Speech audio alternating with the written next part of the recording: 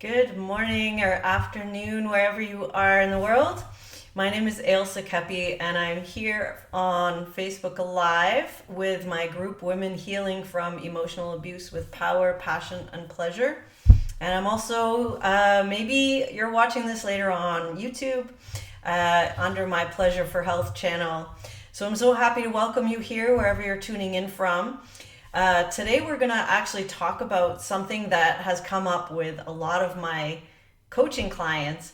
And I work somatically, so I work with the feelings and the sensations and the kind of body language that we have, that ability to relate to our own selves in a way. And so this particular video, I want to actually delve into one aspect of ourselves that most of us, in fact, probably all of us, have some form of that like inner critical voice, that voice in our head that says, you're not enough, you're not good enough, you haven't done enough, you're not worthy of this. All of those things that come into our head. And this came up actually this morning with a client, and we were talking about, what do you do when you're trying to be more positive, you're trying to heal, you're trying to move forward with your life, you finally feel like you're on the right path, you do some good things for yourself, and yet you just turn around right away and start berating yourself for not having done more. And so it's just this constant cycle of, self-abuse. So you may have actually gotten out of an abusive relationship only to find that now you have that voice in your head. Like, what the hell? Now we're dealing with something that we can't even point to the blame out there because now the voice is in here. So what do we do about this? So first of all, I always find it interesting to, recognize these parts of ourselves, these aspects that come up in ourselves. So, first of all, just kind of noticing the voice, right? Like actually hearing words perhaps, or what is this voice telling you? So if you have just done the dishes, you've cleaned the entire kitchen, your kids are in bed, you've had a great day, ideally you would be celebrating yourself, celebrating that you're a great mom, that you've worked wonders in your house, you have everything sorted out. You should be able to relax in the evening thinking, I've done a really awesome job. Well done, right? And yet, as soon as you finish that, you can't even sit down because the anxiety comes up, and then this voice starts. And it says something like, well, you should just keep working. You haven't cleaned out the front hall closet. You haven't made your bed. You haven't changed the sheets. You haven't done this. Your kids are still struggling with that. You haven't helped them with this. And then, if you work until midnight, perhaps, let's say you get all those things done, the voice still doesn't stop. It's like, well, you're not good enough. You haven't done anything with your life. You're not in a great relationship yet. You haven't healed. And it just goes on and on and on. So the first step really is to notice that there's this voice. And for me, one of the main things about dealing with this kind of a critic, an inner critic, we could call it, is to kind of externalize it. So, actually take the voice out and like have a look at it, like we've got a sock puppet. Sometimes a sock puppet actually works. And, take a sock, put it on your hand and be like, okay, voice, right, you're never enough. You're not good enough. All these things, right? So you want to actually externalize the voice so that you can look it in the eyes and actually have a conversation like, what are you trying to do to me? Why are you making me feel like shit all the time? And, I've actually done workshops with women where we used clay or modeling, Play-Doh, and we've actually created our inner critic voice as an entity, whatever that is. And, for you, it might be different. I had one lady I loved, she made a snake. And this snake was a rattlesnake, with the rattle, And she said every time that she tries to relax and celebrate what she's done, the rattle goes off, and she hears it and it's like full alert. I've not done enough. I'm not good enough.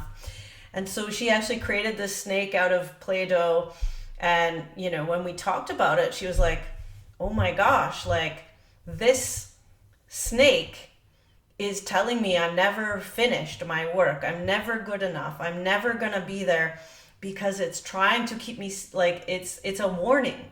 It's like, shh, warning, warning, something's going to go wrong. You better be ready. You better be working. And for this particular woman, her upbringing from childhood was you work, and that's how you are, that's how you're of value in the family, how much work you do. Oh, you're such a good worker. You work so hard. Aren't you great? You're a little good worker. And so the only way that you were valued was what work you did.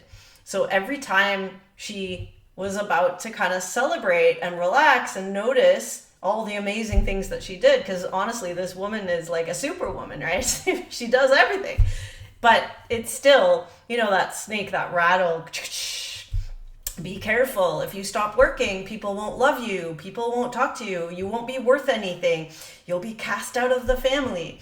So these are all the warning signs that this, for her, that inner voice is related to. And I thought that was an amazingly creative way of looking at that voice. So I don't know what your particular version or flavor of that inner voice is, but we all have it. I've worked with this many times, and sometimes it comes up different ways. Somebody else, they just made a flat pancake, like a wet blanket. That's what that voice felt like to them, a wet blanket. Like, just imagine, you can actually feel it in your body like that. You've just done X, Y, and Z amazing things, and somebody comes along and puts a wet blanket on and all. Oh, you think that's great. Well, you haven't done this and this and this, and we just kind of, somebody puts a wet blanket on it. So she actually created this, flat kind of blanket like thing. And that was how that inner critic manifested as, when we kind of externalized it. I like the sock puppet thing. I kind of like to move the mouth. Maybe I should have been a puppeteer, really. But anyway, like making that little, my inner critic has this long nose. It's always like nosing around where it doesn't need to be. And, ooh, what are you doing there? Why are you doing that? That kind of a voice. And, from my background, especially my mom was very much like, why are you doing that? What are you doing? What's the point of that? All those types of questions. And although I don't think, now that I, have grown up, I don't think she meant it to be critical particularly. She was kind of, always like asking those questions in a way that made me doubt myself. So any of those flavors, or maybe you have your own flavor, if you have an inner critic that you're thinking of right now, like, make it out of Play-Doh and take a picture and let us see it. Post it on Facebook if you're in the group, or type a comment of what your inner critic looks like. But so this is kind of a first step really in looking at that voice and actually kind of taking it outside of our head and bringing it into the light. We call these things bringing our shadows into the light. You might have heard of shadow work. This is one aspect of it, right? We're bringing that into the light to look at it. And what you might notice is, the same with the lady with the snake. When we brought it out and looked at it, it was like, oh, this snake is trying to keep us safe, keep us loved, keep us accepted. Or this, voice, this sock puppet with the long nose is trying to, help us to question what we're doing and to be sure that we're doing what we want to be doing, maybe. So there's usually some other aspect to this voice. And, when you bring it out here, you can kind of look at it. And sometimes it's just, you feel really sorry for it. You're like, oh my gosh, you're just hurting. You just want to be heard. And your little sock puppet's like, yes, I just want to be seen. And okay, you might not be as silly as me, but that is kind of a way to have compassion for this voice. Like, how did it turn up there in the first place? And, what could you do? Oh, that feels nice. And then, you might actually find that it kind of evaporates, or you just have a good laugh with your voice. And you're like, yes, that feels way better. So, you actually get to a place where you're like, okay, you know what? I'm actually going to celebrate myself and have some fun. And the voice might just go to grandma's house and have milk and cookies. Oh, that sounds great. So we take our voice, we tell it to go to grandma's house theoretically, and have milk and cookies, and we've got this. And we just like, woohoo, I am actually doing really awesome, and I'm working on myself, and I got all these things done. I paid the bills, I got the kids fed, I went to work, all these amazing things we do. And we actually get to celebrate that. And, one of the aspects of keeping yourself in this positive kind of place is the present moment, being aware of when that voice is coming up again. Send it to grandma's house or take it out and give it some nurturing. Is it telling you, hey, you need to actually pay attention? All of these things. And that's something that, I help my clients with in the coaching process. So if someone's working with me, we actually delve into that more deeply. And sometimes, someone looking from the outside can help you to pull these shadows out of your mind and out of your energy field and help you bring them into the light and help you to kind of hold them with love and attention. And, whenever you hold anything with love and attention, most likely it's going to kind of dissolve into something else. It's going to transform. And this is actually, when we say love heals everything, it can actually heal everything. Sometimes we need that help, right? That person to help us find how we can relate to this particular part of ourselves with some kind of compassion. So if you feel like you want some guidance and help with that, please book a call with me, because I'm so happy to have that conversation with you. We'll talk about how this particular process might work for you. And, this is one of many of the things that we work through in some of my programs. So happy to have that conversation.